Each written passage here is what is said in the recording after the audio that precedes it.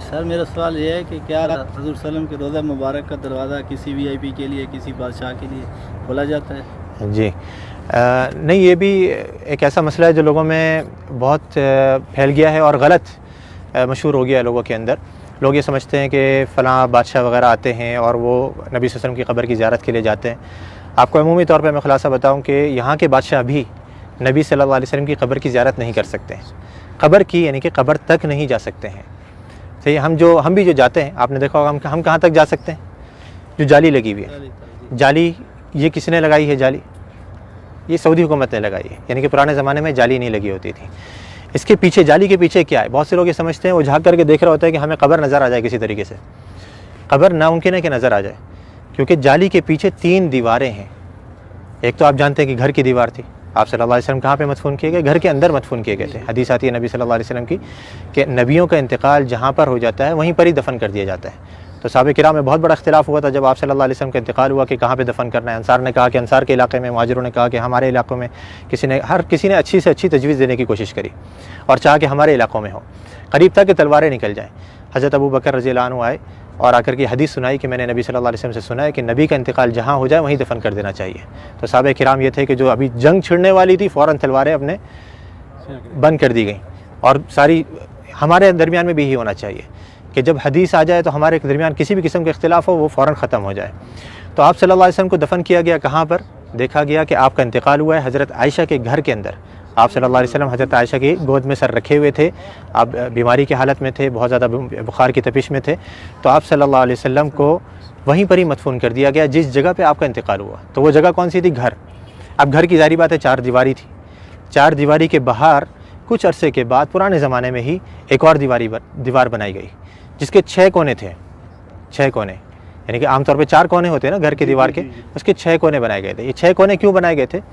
پیچھے کی طرف سے، قبلہ بھی اس طرف ہے، جنوب میں، مدینہ کا جنوب میں قبلہ ہے، گھر ادھر ہے، گھر کے پیچھے کا جو علاقہ ہے وہاں پہ تیکون بنایا گیا تھا۔ جو دیواریں ہیں وہ تیکون کر کے بنائی گئی تھی۔ کیوں تیکون بنائی گئی تھی؟ تاکہ کوئی شخص جب نماز پڑھے تو اس کی سیدھ نبی صلی اللہ علیہ وسلم کی قبر کی طرف نہیں ہو، ادھر کوئی نماز نہ پڑھ سکے، تاکہ آپ صلی اللہ علیہ وسلم کی قبر سامنے نہیں آئے نماز کے درمیان میں۔ کیونکہ نبی صلی اللہ علیہ وسلم کی حدیث یہاں پہ لکھی ہوئی، آپ نے بورڈ پہ پڑھی ہوگی کہ آپ صلی اللہ علیہ وسلم نے قبرستان میں یا قبر کی طرف رک کر کے نماز پڑھنے سے منع کیا ہے۔ تو وہاں پہ یہ دوسری دیوار بنائی گئی۔ اب 2 دیواریں بنی ہوئی ہیں، تیسری دیوار ان دونوں دیواروں کے درمیان میں بنائی گئی، اس کے باہر نہیں۔ 2 دیواریں بنی ہوئی ہیں، ان کے درمیان میں یہ تیسری دیوار بنائی گئی۔ تو اس دیوار کے اوپر یہ گنبد کھڑا ہوا ہے، اس دیوار یا اس کے ساتھ میں کچھ چھوٹے موٹے ستون سے ہیں، ان کے اوپر یہ گنبد کھڑا ہوا ہے۔ یعنی جس سے میں نے ابھی تھوڑی دیر پہلے ذکر کرا تھا کہ جو اندر گھر کی دیوار ہے وہ تو کچی ہے، اس کے اوپر گنبد نہیں بنایا جا سکتا ہے، تو گھر کے باہر کی دیوار پر یہ گنبد کھڑا کیا گیا۔ تو اب یہ 3 دیواریں ہیں، یہ 3 دیواروں کے اندر جو پہلی دیوار تھی، سب سے گھر کی جو دیوار تھی، اس کے اندر پہلے زمانے میں ایک کھڑکی تھی، ایک دروازہ تھا، اور اوپر ایک روشن دان تھا۔ روشن دان وہاں سے ہوا ہے۔ کھڑکی اور دروازہ جو پرانے زمانے میں بند کر دیا گیا تھا، رہ گیا تھا روشن دان۔ وہ بھی کچھ عرصے کے بعد اس ڈر سے کہیں کوئی پرندہ اندر گر کر کے مر نہ جائے اور اس کی بسان بدبو وغیرہ اندر پھیلے، وہ بھی بند کر دیا گیا بالکل۔ تو اب کوئی اندر جانے کی جگہ باقی رہی؟ نہ دروازہ ہے، نہ روشن دان ہے، نہ کھڑکی ہے، تو بادشاہ بھی نہیں جا سکتے۔ ہاں اگر کوئی جن کو اللہ نے صلاحیت دی ہو کہ وہ دیوار پار کر کے اندر چلے جائے تو ممکن ہے، لیکن انسان نہیں جا سکتے۔ تو اب وہ جو لوگوں کو غلط فہمی ہوتی ہے وہ یوں ہوتی ہے، لوگ یہ سمجھتے ہیں کہ دیکھو ہمارے سامنے دروازہ کھولا گیا اور وہ بادشاہ صاحب یا فلاں وزیر اعظم جو اندر جا رہے ہیں، وہ جالی کا دروازہ کھولا گیا، وہ دیواروں کا دروازہ نہیں، وہ دیواروں کا دروازہ تو پیک ہے بالکل، اس کو یہاں کے بادشاہ بھی اندر نہیں جا سکتے۔ تو وہ جالی جو ابھی سعودی حکومت نے لگائی ہے وہ اس لیے لگائی ہے کہ پہلے زمانے میں لوگوں نے گھر کی دیوار سے برکت لینی شروع کر دی تھی، اس کو چوما چاٹی یا اسے مسا کرنا، اس کو چھونا، تو یہ غلط کام ہے۔ جیسے میں نے ابھی ذکر کرا کہ نبی صلی اللہ علیہ وسلم نے آثار کے تتبع سے منع کیا ہے، نبی صلی اللہ علیہ وسلم کے بتائی ہوئی شریعت کے مطابق ہم نے عمل کرنا ہے۔ آپ نے کیسے سلام کرنا ہے نبی صلی اللہ علیہ وسلم کے اوپر، آپ وہ سلام کریں گے آپ کو اجر ملے گا، ثواب ملے گا۔ آپ نے جو سلامتی کی دعا کرنی ہے حضرت ابوبکر صدیق کے لیے، عمر فاروق کے لیے، اس پر اجر ملے گا، سنت کے کاموں پر آپ کو اجر ملے گا۔ لیکن دیواروں کی چوما چاٹی کرنا، یا جیسے بہت سے لوگوں کو دیکھا جاتا ہے مسجد نبوی کے در و دیوار کو ابھی بھی وہ اپنے رومال اتار کر کے اس پہ پھیر رہے ہوتے ہیں کہ اس کے اندر برکت منتقل ہو جائے، یا کوئی احرام کا کپڑا لایا ہوا ہوتا ہے، یا کوئی ٹوپی اتار کر کے اس پہ پھیر رہا ہوتا ہے، یہ سب غلط کام ہے۔ تو یہ پرانے زمانے میں جب شروع ہوئے تو اس زمانے کے جو علماء کرام تھے، لوگ کہتے ہیں نا یہ وہابی، تم تو اس زمانے کی پیداوار ہو، ہمیں بیچارے ہم وہابی کہتے ہیں، ہم تو اپنے آپ کو وہابی نہیں کہتے۔ تو یہ جو وہابیوں کے عقیدے ہیں نا، جو ان کی نظر میں وہ پرانے زمانے سے چلے آ رہے ہیں، تو اس زمانے کے اندر یہ دوسری دیوار بنائی گئی، گھر کے باہر ایک اور دیوار بنائی گئی تاکہ لوگ گھر کی دیوار تک نہیں پہنچ سکیں۔ اب وہ کچھ عرصے تک نئی دیوار تھی، لوگوں کو معلوم رہا کہ بھائی یہ تو نئی دیوار ہے، کچھ نہیں کرنا یہاں پہ، لیکن آہستہ آہستہ پھر نئی نسلیں آتی رہیں، وہ سمجھے کہ یہ بھی گھر کی دیوار ہے، پھر علماء نے ایک اور دیوار بنوا دی۔ پھر آخر میں سعودی حکومت نے کہا کہ ہو سکتا ہے لوگوں کے ذہنوں میں یہ چیز رہے کہ دیواریں ہم بناتے رہیں گے تو سمجھیں گے گھر کی دیوار ہے، تو ہم جالی لگوا دیتے ہیں۔ انہوں نے جالی لگوائی، لیکن لوگوں نے پھر بھی نہیں چھوڑا، وہ جالی کو بھی چوما چاٹی کے لیے پھر آخرکار مجبوراً سعودی حکومت کو وہاں پہ پولیس والوں کو کھڑا کرنا پڑا یا حیا والوں کو کھڑا کرنا پڑا تاکہ وہ لوگوں کو سمجھائیں اور آرام سے بتائیں کہ بھئی یہ چیز غلط ہے، مسح جو ہے وہ آپ نے حجر اسود کا کرنا ہے، اس کو چومنا ہے، اس کو آپ نے مسح کر سکتے ہیں، یا اس سے پہلے والا جو رکن یمانی ہے اس کو آپ چھو سکتے ہیں، ہاتھ لگا سکتے ہیں۔ یہ گھر کی دیواروں کو یا نبی صلی اللہ علیہ وسلم کے روضے کو ہم نے ہاتھ نہیں لگانا ہے، بلکہ یہاں پر آ کر کے ہم نے آپ کے لیے ادب سے سلام پیش کرنا ہے، سلامتی کی دعا کرنی ہے، تو وہاں پہ کوئی نہیں جا سکتا۔ اور یہ جو دیواریں سلطان قطبی نے 888 ہجری 888 ہجری کے اندر تعمیر کی تھی، یہ جو باہر والی آپ کو نظر آ رہی ہے، اور اس کے اوپر ٹائلز بھی لگی ہوئی ہیں بلو کلر کی، اور وائٹ کلر کا ماربل بھی لگا ہوا ہے۔ دوسری دیواریں جو آپ کو نظر آ رہی ہیں یہ خلیفۃ المسلمین عمر بن عبدالعزیز رحمۃ اللہ علیہ نے بنوائی تھی۔ یہ خانہ کعبہ کی طرح گرے کلر کے گرینائٹ سے بنی ہوئی ہیں اور مضبوط اور تقریباً آدھا میٹر چوڑی ہیں، اور اس کے بیچ میں آپ کو اس کارنر کے اوپر مقام جبرائیل علیہ السلام نظر آ رہا ہے۔ یہ دو دیواریں 88 ہجری سے 88 ہجری سے امام زین العابدین کے زمانے سے اسی طرح موجود ہیں، اور یہ تین جو ہیں یہ دوبارہ ریپیئر کی گئی ہیں۔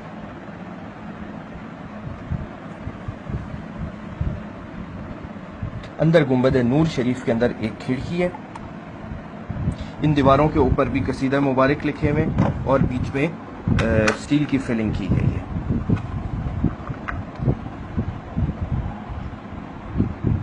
اب آپ کو حجرہ سیدہ عائشہ صدیقہ رضی اللہ تعالیٰ عنہ کی زیارت، ماڈل کی زیارت ہو رہی ہے۔